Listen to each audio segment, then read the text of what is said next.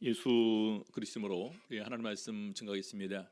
오늘 말씀 요한일서 4장 7절에서부터 같이 보시겠습니다.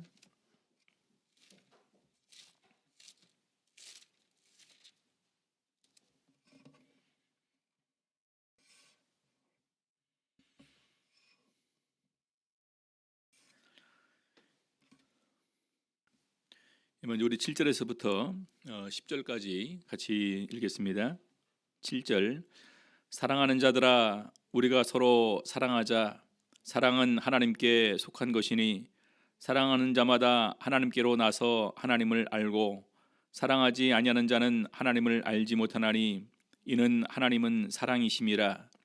하나님의 사랑이 우리에게 이렇게 나타난 바 되었으니 하나님이 자기의 독생자를 세상에 보내심은 저로 말미암아 우리를 살리려 하심이니라. 사랑은 여기 있으니 우리가 하나님을 사랑한 것이 아니요 오직 하나님이 우리를 사랑하사 우리 죄를 위하여 화목제로 그 아들을 보내셨음이니라.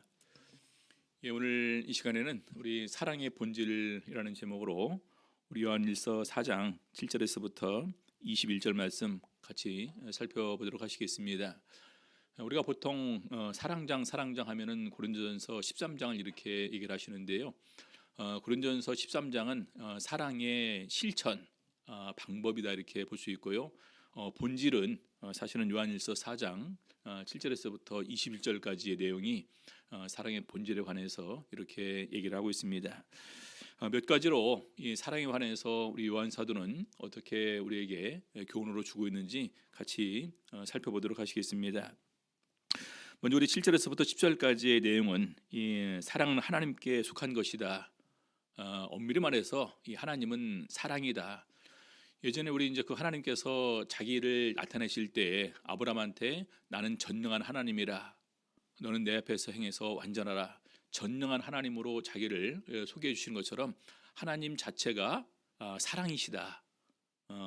또 사랑이라는 그 속성이 또 하나님의 형상에 포함된 것이다. 이렇게 이해하시면 될 것입니다. 그래서 우리 4장 7절 보니까요, 사랑하는 자들아 우리가 서로 사랑하자. 사랑은 하나님께 속한 것이다. 그래서 이 사랑 자체, 하나님 자체가 사랑이시고 또 하나님께로부터 사랑이 우리에게 오는 것이다. 이렇게 우리가 알 수가 있습니다. 그 다음에 보니까요, 사랑하는 자마다 하나님께로 나서, 사랑하는 자마다 하나님께로 나서, 우리 성경에 보게 되면 하나님께로서 난 사람에 대해서 쭉 그 얘기하는 부분들이 있습니다. 다음 시간에 우리가 또 시간이 있으면 살펴볼 수 있을 것 같은데요. 하나님께로서 난 사람은 어떻게 한다. 우리 요한일서에 보게 되면 그런 내용들이 많이 있습니다. 하나님께로서 난 사람은 범죄하지 않는다. 하나님께로서 난 사람은 또 이렇게 예수 그리스도를 안다. 하나님께로서 난 사람은 사랑을 실천한다 하는 것처럼 바로 사랑하는 자는 하나님께로서 난 사람이다. 이렇게 얘기를 하고 있습니다. 그리고 더 나아가 사랑하는 자는 하나님을 알고, 그래서 이 그 4장 7절에서 사실은 세 가지를 같이 이렇게 얘기를 하고 있습니다. 사랑은 하나님께 속한 것이고, 사랑하는 자마다 하나님께로서 난 사람이고, 또 사랑하는 자마다 하나님을 아는 사람이다. 근데 궁극적으로 중요한 것은 사랑은 하나님께 속한 것이고 하나님 본신이 바로 사랑이시다. 우리가 보통 이제 그런 그 복음성가 기억하는지 모르겠네요. 사랑의 주, 사랑의 주, 사랑의 주, 나의 예수님. 혹시 들어보셨습니까? 예전에 저희들 아마 대학부 때 이렇게 이제 혹시 이렇게 모여서 또 기도하게 될 때 마지막 전부 다 이렇게 마음을 이렇게 또 이렇게 모으기 위해서 요차장 부르면서 촛불도 켜놓고 이제 했던 그런 기억이 납니다. 그래서 하나님 자체가 사랑이시라는 거예요. 그분은 사랑. 우리 성도님들, 우리가 하나님을 믿게 될 때 내가 믿는 하나님은 사랑이시다. 그 사랑을 무한하게 나에게 주기를 원하신다. 그래서 그것을 깨달으면은요, 우리도 바울 사도처럼 누구도 어느 것도 어떤 권세도 하나님 아버지께서 나를 사랑하시는 이 사랑에서 나를 끊을 수 없다라는 고백을 할 수가 있는 것입니다. 그래서 바로 그것을 알게 될 때 나는 정말로 하나님의 사랑받는 존재다라는 사실을 우리는 알 수가 있습니다. 그래서 우리 8절 보니까요, 사랑하지 아니하는 자는 하나님을 알지 못하나니 이는 하나님은 사랑이시다. 하나님을 아는 것 자체가 바로 사랑하는 것이다. 왜? 하나님은 사랑이시기 때문입니다. 9절 보시겠습니다. 하나님의 사랑이 우리에게 이렇게 나타난 바 되었으니 하나님이 자기의 독생자를 세상에 보내심은 저로 말미암아 우리를 살리려 하심이니라. 자, 그러면 하나님의 사랑이라고 얘기를 하는데 도대체 그럼 그 사랑이 뭐냐? 바로 독생자 예수 그리스도를 이 땅에 보내셔서 우리를 대신해서 죽게 하심을 통해서 또 우리들의 모든 죄를 용서하시는 이런 사랑을 먼저 나타내셨다라는 것입니다. 여러분들 예수 그리스도에 관해서 언제 알게 되셨습니까? 한국에 만약에 이 복음이 전파되지 않았다면 우리가 이 하나님의 사랑, 예수님의 사랑을 우리가 알 수가 있었을까요? 아마 저희도 몰랐을 것입니다. 마찬가지로 우리가 이렇게 전혀 예측하지도 못하고 알지도 못하던 때 하나님께서는 우리를 향한 인류를 향한 하나님의 사랑을 나타내신 것입니다. 그래서 우리 로마서 5장에 보게 되면 우리가 연약할 때, 우리가 죄인 되었을 때, 우리가 심지어는 원수가 되었을 때 우리를 향해서 우리를 대신해서 죽어주심으로 말미암아 우리에게 대한 하나님의 사랑을 확증하셨다, 이렇게 얘기를 하고 있습니다. 거기에 전제가 그런 게 나와요. 의인을 위해서 죽는 경우가 혹 있다. 또 친구를 위해서 죽는 경우도 혹 있을 수가 있고, 그리고 순간적으로 내가 마음에 이제 감동이 있어서 죽어가는 사람들을 대신 이렇게 이제 살려주고 죽는 경우도 있을 수는 있을 것입니다. 근데 전혀 알지도 못하고 심지어는 더 나아가 우리가 죄인 되고 더 나아가 하나님과 원수된 사람을 위해서 우리가 자기 목숨을 버린다, 이것은 어렵다라는 것입니다. 그래서 먼저 바로 그런 사랑을 우리에게 나타내셨다, 이렇게 증거를 합니다. 그래서 요한일서 4장 10절 보면은요, 사랑은 여기 있으니 우리가 하나님을 사랑한 것이 아니에요. 어느 누구도 먼저 하나님을 알지 못했기 때문에 먼저 하나님을 사랑하는 사람은 없었을 거예요. 하나님이 먼저 우리를 아시기 때문에 먼저 우리를 향한 하나님의 사랑을 나타내셨습니다. 그래서 오직 하나님이 우리를 사랑하사 우리 죄를 위하여 화목제로 그 아들을 보내셨음이니라. 그래서 하나님이 먼저 우리를 사랑하사 화목제로 바로 그 아들을 보내셨음을 이렇게 증거를 하고 있습니다. 그래서 예수님께서 이 세상에 오셔서 십자가에 달려 돌아가시면서 온전히 자기를 다 들이셨는데 이것은 또한 바로 화목, 세상과 하나님과의 화목을 위해서 자신을 제물로 드리셨음을 성경에서는 그렇게 표현을 하고 있습니다. 자, 두 번째는요, 우리 11절부터 13절까지 보게 되면은 사랑은 하나님이 우리 안에 거하심의 증거라는 것입니다. 4장 11절 보겠습니다. 사랑하는 자들아, 하나님이 이같이 우리를 사랑하셨은즉 우리도 서로 사랑하는 것이 마땅하도다. 하나님이 이같이 우리를 사랑하셨은즉 어떻게 사랑하셨다는 말입니까? 우리를 위해서 죽어주심으로 이런 사랑을 우리에게 나타내셨다는 것입니다. 그래서 그 사랑을 아는 사람은 우리도 사랑해야 된다, 또 마땅히 사랑하는 것이 당연하다, 이렇게 얘기를 합니다. 그래서 우리는 어느 누구도 부인할 수 없는 그 예외 없이 바로 하나님의 사랑을 받은, 다시 말해서 사랑을 갚아야 되는 이런 빚진 자가 된 것입니다. 그래서 저희는 마땅히 사랑을 향하는 것은 의무이고 우리는 사랑의 빚이라는 것을 지고 있다. 그래서 그 빚은 갚아야 되지 않습니까? 그렇죠? 그래서 마땅히 우리가 사랑을 행하는 것은 너무나 당연하다는 것입니다. 로마서 13장 8절을 보게 되면요, 우리 사도 바울은 그렇게 증거를 하고 있습니다. 피차 사랑의 빚 외에는 아무에게든지 아무 빚도 지지 말라.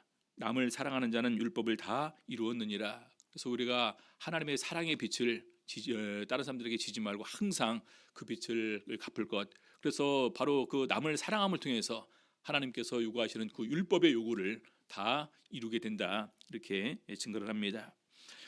자, 12절 보겠습니다. 어느 때나 하나님을 본 사람이 없으되 만일 우리가 서로 사랑하면 하나님이 우리 안에 거하시고 그의 사랑이 우리 안에 온전히 이루느니라.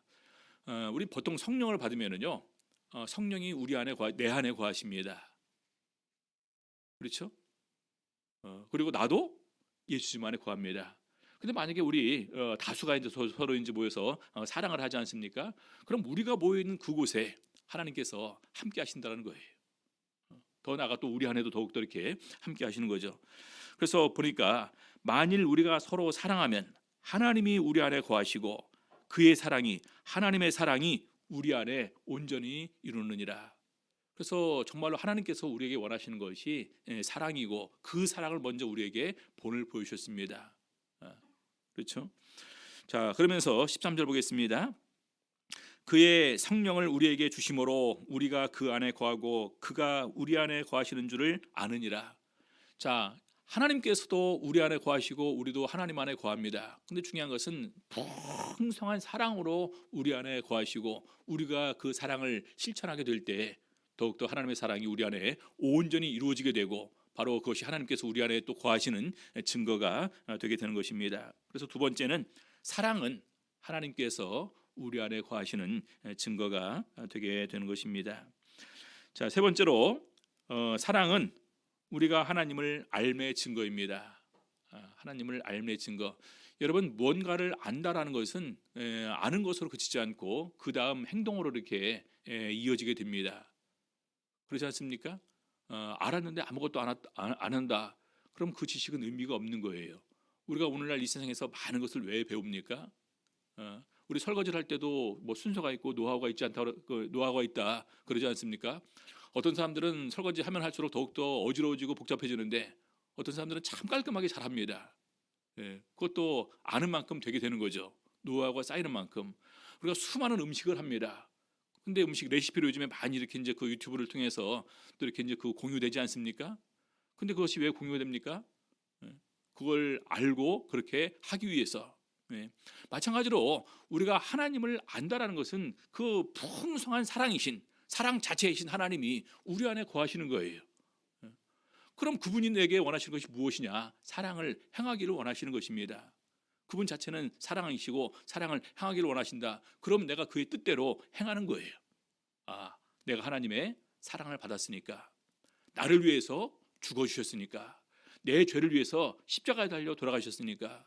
그래서 그 사랑을 깨닫는다는 것은 하나님께서 우리 예수 그리스도를 이 땅에 보내주셔서 우리 죄를 위해서 십자가에 달리신 그 사랑을 온전히 우리 마음으로 받는 가운데서, 내가 죽어야 되는데 예수님께서 나 대신 죽으셨구나. 그래서 그 사랑을 내가 깨닫고 알고 사랑을 실천하게 되는데, 바로 그 자체가 하나님을 안다라는 것의 증거가 되게 되는 것입니다. 자, 14절 보시겠습니다. 아버지가 아들을 세상의 구주로 보내신 것을 우리가 보았고 또 증거하노니.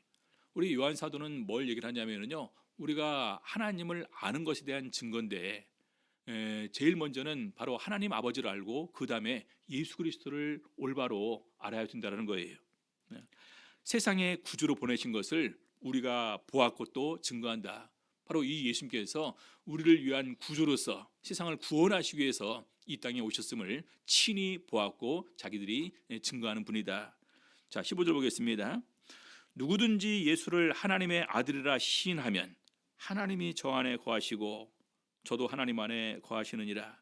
누구든지 예수를 하나님의 아들이라 시인하면, 예수님께서 복음 전파하시면서 강조하신 부분이 바로 이런 부분 중에 하나였습니다. 내가 하나님의 아들이다. 하나님의 아들이다라는 것은 본인이 곧 신이다라는 말이에요. 그래서 유대인들은 예수님을 갖다가 신성 모독죄로 고소를 하는 그런 부분을 우리가 알고 있습니다. 근데 예수님께서 하나님의 아들인지를 모르고 우리가 신앙생활 할 수 있을까요? 예수님께서 이 세상을 구원하시기 위해서 오신 구주인 것을 우리가 모르고 신앙생활 할 수 있을까요? 그래서 여기는 전제가 뭐냐면요, 예수님께서 구주임을 우리가 인정해야 된다. 예수님께서 하나님의 아들이심을 우리가 인정해야 된다. 이것은 우리의 지식으로 또한 우리 마음속에 있어야 된다는 것입니다. 오늘날 우리가 교회가 이제 계속해서 코로나 때문에 이제 그 어떻게 보면 그 발생하는 중심적인 이런 그 장소가 되다 보니까 세상에 많은 사람들이 교회를 지탄하고 또 이렇게 교회에게 이런 많은 그 저주와 악담을 퍼붓고 있습니다. 왜 그럴까요? 몰라서 그러는 것입니다. 그렇죠? 과연 그분들에게 예수님께서 하나님의 아들이시다, 또 이 세상을 하나님께서 창조하시고 주관하신다 전하면 들을까요? 듣지 않습니다. 그래서 하나님을 알고 예수 그리스도께서 구주이시고 예수님께서 우리를 대신해서 이렇게 하나님의 아들로 오신 분이시다, 이것을 진정으로 믿는 사람은 사실은 많지 않다는 것입니다. 근데 바로 사랑을 행하는 사람은 그 전제에서 하나님을 알기 때문에 사랑을 행한다는 거예요. 예수 그리스도의 사랑을 알기 때문에, 깨달았기 때문에, 예수 그리스도의 십자가 고난과 죽음을 알기 때문에 사랑을 행한다라는 것입니다. 자, 그래서 4장 16절에 보니까 이렇게 증거를 합니다. 하나님이 우리를 사랑하시는 사랑을 우리가 알고 믿었노니, 하나님이 우리를 사랑하시는 사랑을 우리가 알고 믿었노니 하나님은 사랑이시라. 사랑 안에 거하는 자는 하나님 안에 거하고 하나님도 그 안에 거하시느니라. 그 내주한다, 거하신다 뭐 이런 부분들이 많이 있습니다. 그래서 아까도 나왔었죠. 우리가 서로 사랑하면 하나님께서 우리 안에 거하시고, 여기는 보니까 사랑 안에 거하는 자는 하나님 안에 거하고 하나님도 그 안에 거하시느니라. 그래서 우리가 개인적으로 사랑을 행하는 사람 안에 우리 하나님께서 그 안에 거하신다는 것입니다. 자, 그래서 바로 이 사랑은 우리가 하나님을 알매 증거로 이렇게 우리 요한사도는 증거를 하고 있습니다. 자, 그다음에 네 번째로 보게 되면은요, 사랑은 우리가 신앙 안에서 온전케 되었음을 증거하는 것이라는 것입니다. 우리가 신앙 안에서 온전케 되었다. 성경에 보게 되면은 이 하나님의 형상이 있습니다. 우리 사도행 그 창세기 6장에 보게 되면은요, 하나님의 아들들이 나오는데 하나님의 아들들의 몇 가지 특성이 있어요. 여호와 이름을 부르는 사람들, 하나님의 형상을 이어가는 사람들, 그다음에 하나님과 동행하는 사람들, 그리고 하나님의 영이 함께 있는 사람들 갖다가 우리가 하나님의 아들들로 이렇게 설명을 합니다. 근데 거기 하나님의 아들들의 그 특성 중에 하나가 뭐냐면요, 형상입니다. 형상. 우리 창세기 5장에 보게 되면요, 아담이 130세에 자기 형상을 닮은 아들을 낳아 이름을 셋이라 하였고, 그렇게 얘기를 합니다. 그럼 130세까지 얼마나 많은 아들을 낳았을까요? 아담은? 아시는 바와 같이 아담은 1살 때부터 아기를 낳을 수 있었습니다. 그렇죠? 아담을 만들어 놓고 하나님께서 생육하고 번성하여 땅이 충만하라 그러셨거든요. 그럼 130년이 지나는 가운데서 얼마나 많은 아들을 또 딸들을 낳았을 텐데, 왜 130세에 낳은 아들 셋만 가지고 하나님의 형상을 이어간다, 자기 형상을 이어가는 사람이라 그렇게 소개를 했을까? 바로 그 사람들이 진정으로 하나님의 아들들이라는 거예요.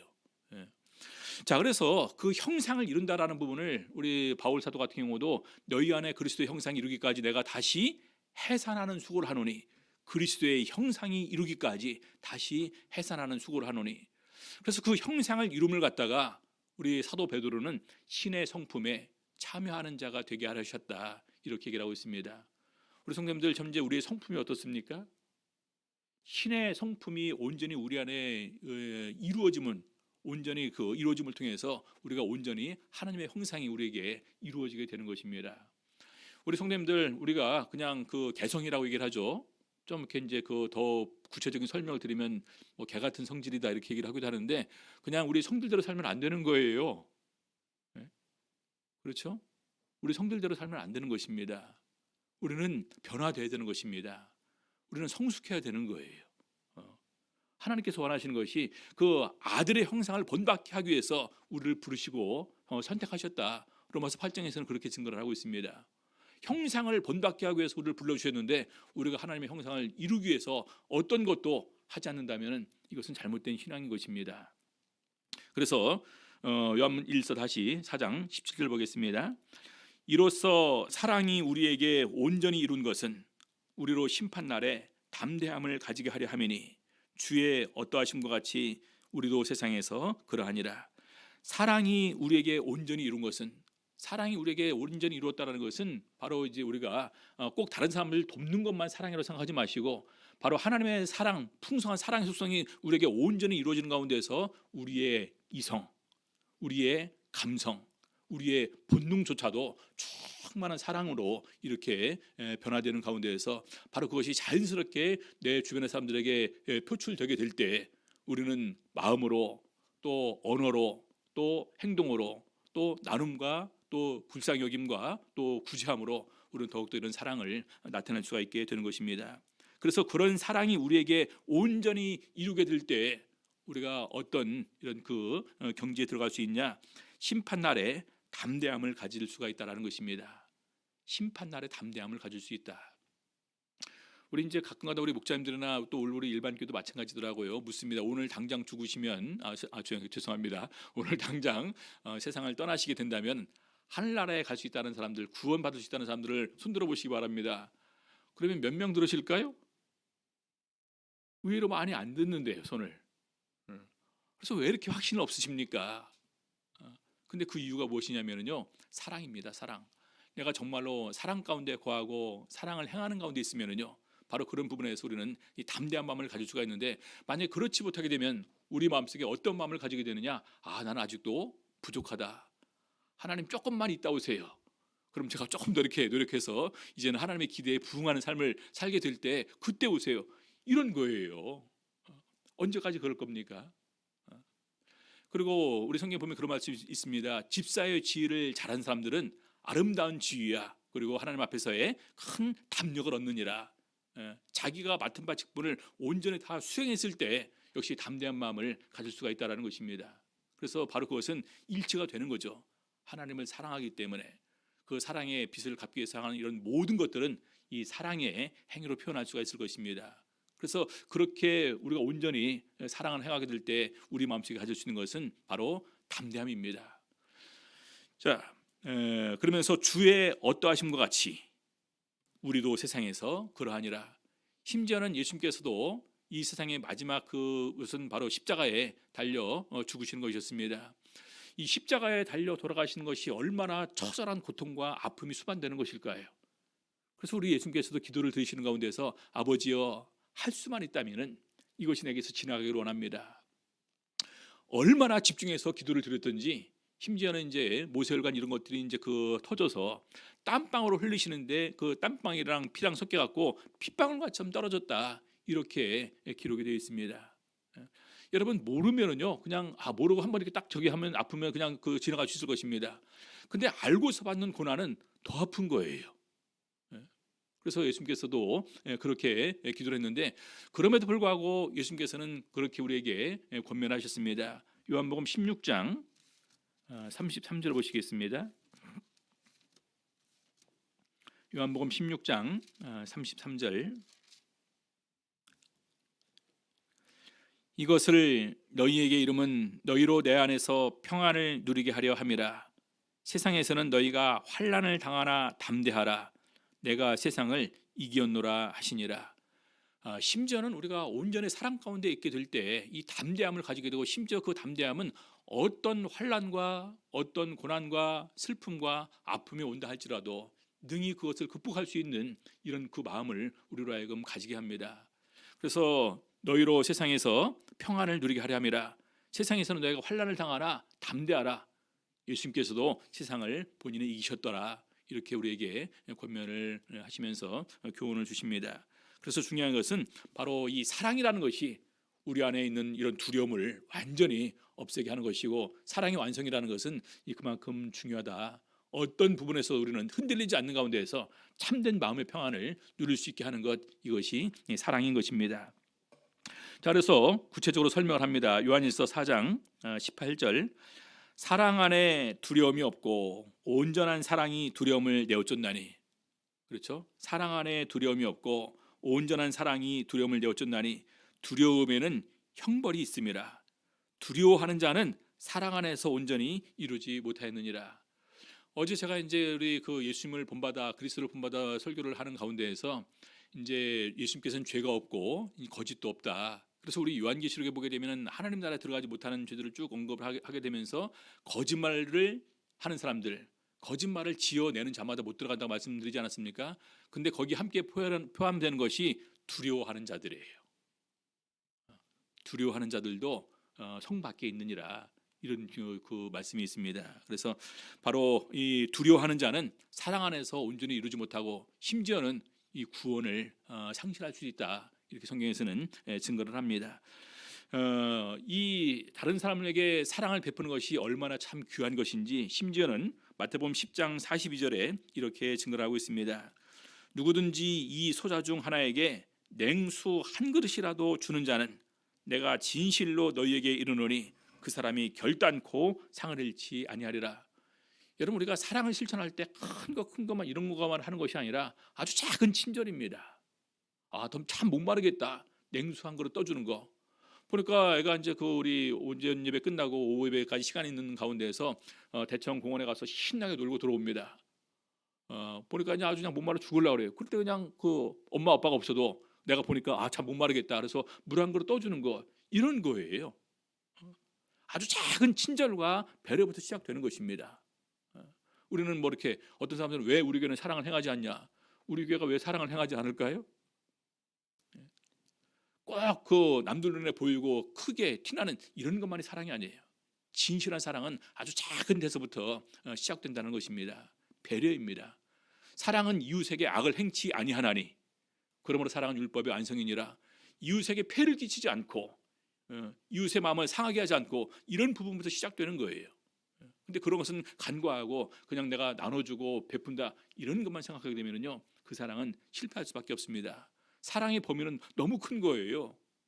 하나님 자체가 사랑이십니다. 그 사랑에는요, 불쌍히 여기는 것도 있고요, 그 사랑에는 용서도 있고요, 그 사랑은 원수라도 품는 이런 마음도 함께 이렇게 가지게 됩니다. 사랑이라는 것을 갖다 생각하게 될 때 굳이 그냥 이렇게 내가 뭔가를 갖다가 도와주고 나눠주는 것, 여기에만 국한시키면 안 된다는 것입니다. 자, 그래서 심지어는 냉수 한 그릇이라도 떠주는 것, 바로 이것은 결단코 상을 잃지 않는다, 이렇게 말씀하십니다. 자, 마지막 다섯 번째로, 우리 사랑은 하나님을 사랑함의 증거입니다. 우리 예수님께서 베드로 사도에게 질문하셨습니다. 요한의 아들 시몬아, 네가 나를 사랑하느냐? 그러니까 이제 이미 한번 이제 했다가 본인이 이제 실패한 경험이 있지 않습니까? 그래서 이번에는 베드로가 이제 대답을 그렇게 합니다. 내가 주를 사랑하는 줄 주께서 아시나이다.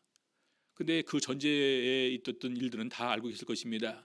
예수님께서 자기가 잡혀서 십자가에 달려 돌아가실 것을 얘기를 하니까, 주여 절대로 그리하지 마시옵소서, 이런 일이 절대로 주님께 일어나지 않았으면 좋겠습니다. 사단아, 내 뒤로 물러가라. 너는 나를 넘어지게 하는 자로다. 그 다음에 또 그런 얘기가 있었을 때 베드로 사도가 절대 우리는 주를 버리지 않을 것입니다. 심지어는 죽는데도 따라갈 준비가 다 되었습니다. 그러니까 예수님께서 내가 다 굴기 전에 세 번 나를 부인할 것이다 라는 부분을 베드로에게 얘기를 해줍니다. 그러고 나서 베드로한테 얘기를 하죠. 시몬아 시몬아, 사단이 밀가부로도 타려고 너를 청구하였으나 내가 너를 위하여 기도하였노니 너는 돌이킨 후에 네 형제를 굳게 하라. 그래서 베드로의 그 자신 있는 대답과, 또 베드로가 심지어는 예수님을 위해서 죽는 데까지 갈 준비가 다 되었다라는 이런 부분을 가지고 사단이 공격을 하고 결과적으로 예수님을 부인하게 되는 이런 부분을 가지고 이 사단의 공격을 받았다라는 것입니다. 근데 바로 그 부분을 예수님께서 기도해 주셨다라는 거예요. 그리고 똑같이 그렇게 다 진행되었습니다. 예수 그리스도를 부인하고 나중에 베드로 밖에 나가서 심히 통곡하더라. 성경에 이렇게 기록이 되어 있고요. 그리고 나중에 예수님께서 다시 베드로에게 그 질문을 하는 것입니다. 요한의 아들 시몬아, 네가 나를 사랑하느냐? 여러분, 우리가 정말로 그 마음으로 주님을 사랑합니다. 주님께서 내 마음 아십니다. 이렇게 얘기할 수 있는 사람이 과연 몇이나 있을까요? 이 마음은요, 정말로 그 진실하고 순수한 마음으로 대답할 수 있을 때 그렇게 할 수 있는 거예요. 그러지 않습니까? 우리 보니까 솔직히 말해서 예수님 다음으로 돈이 좋아요. 그 뭐니 해도 그런 것도 얘기를 하고, 그리고 행락, 이 세상의 어떤 그 행락, 또 그다음에 세상의 권세, 명예, 재물, 사실 우리 마음을 끌고 가는 것이 얼마나 많이 있는지 모릅니다. 네가 이 사람들보다 나를 더 사랑하느냐? 네가 이런 모든 것보다도 나를 더 사랑하느냐? 이런 부분의 질문이라고 볼 수가 있겠죠. 주님께서 아십니다. 주님께서 아십니다. 이렇게 얘기를 했습니다. 그런 베드로에게 예수님께서 원하시는 것은 마지막 때 어떻게 죽을 것이다, 이거 알려주고 끝나셨어요. 젊어서는 내가 띠를 띠고 네가 원하는 곳으로 다닐 거지만, 늙어서는 남이 내게 띠를 띠우고 네가 원치 않은 곳으로 데려갈 것이니 이는 베드로가 어떠한 죽음으로 하나님께 영광 돌릴 것을 말씀하심이로라. 그래서 오히려 이 사랑의 마지막은 바로 이제 죽음을 이렇게 얘기를 하면서 온전한 이런 그 사랑을 통해서 바로 하나님을 위해서도 온전히 죽을 수 있는 이런 그 마음을 베드로가 가지게 됩니다. 자, 요한일서 4장 우리 19절 보겠습니다. 결론적인 부분이죠. 우리가 사랑함은 그가 먼저 우리를 사랑하셨습니다. 아까 우리 7절에서부터 먼저 나왔던 부분입니다. 우리가 사랑함은 그가 먼저 우리를 사랑하셨습니다. 우리 성도님들 사랑과 은혜를 입었으면 갚아야 되지 않겠습니까? 그렇죠? 우리가 이 세상에서 작은 도움 받아도 나중에 정말로 또 그 도움 갚기 위해서 그래도 작은 또 예물 준비하고 선물을 준비합니다. 만약에 우리가 어떤 그런 절망적인 상황에서 내가 특별히 이렇게 그 사람을 통해서 다시 재기할 수 있게 되었다. 그것은 평생 잊지 못하는 거겠죠. 심지어는 병원에서 시한부 생명을 선고받았는데 우연히 어떤 사람의 소개를 통해서 뭘 먹었는데 그 병이 다 나았다. 평생 은혜이지 않겠습니까?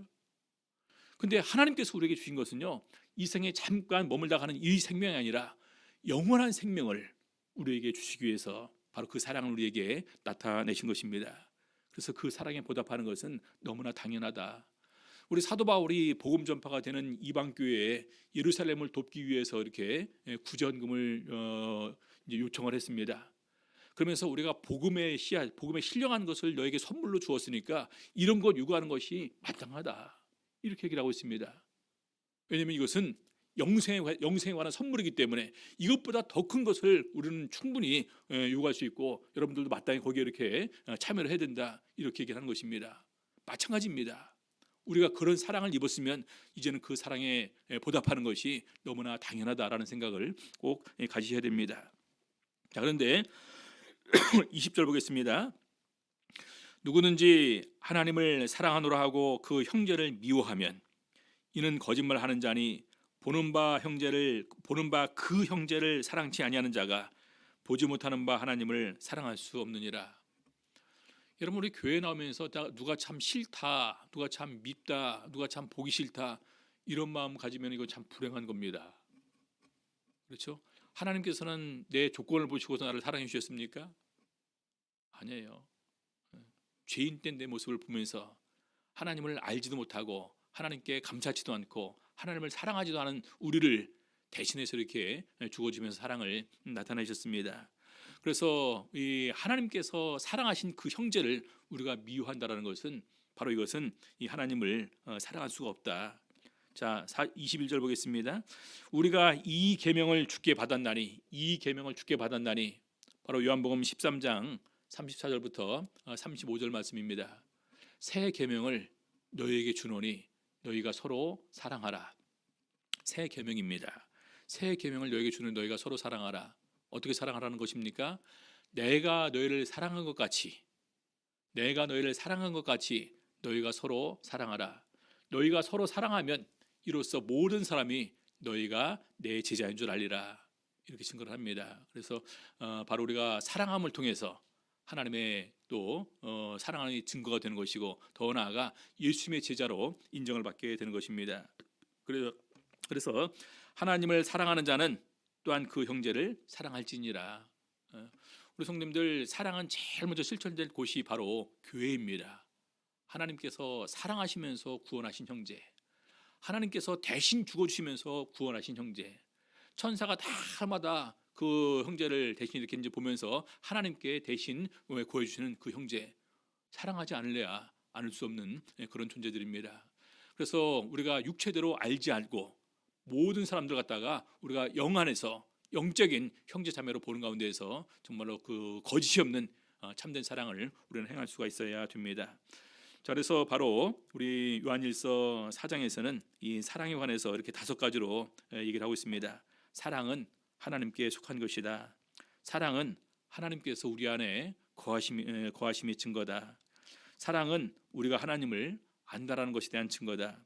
사랑은 우리가 온전케 되었음을 증거하는 것이다. 또 사랑은 하나님을 사랑한다는 것을 증거하는 것이다. 이렇게 얘기를 하고 있습니다. 사랑은 우리가 아무리 강조해도 지나치지 않은 것입니다. 우리 안 믿는 사람들도 기독교는 사랑의 종교다 이렇게 얘기를 합니다. 그래서 정말로 하나님께서 우리에게 원하시는 이런 사랑을 풍성하게 우리도 받고 우리도 풍성하게 사랑할 수 있는 우리 모든 성도님들 다 될 수 있기를 예수 이름으로 바랍니다. 찬양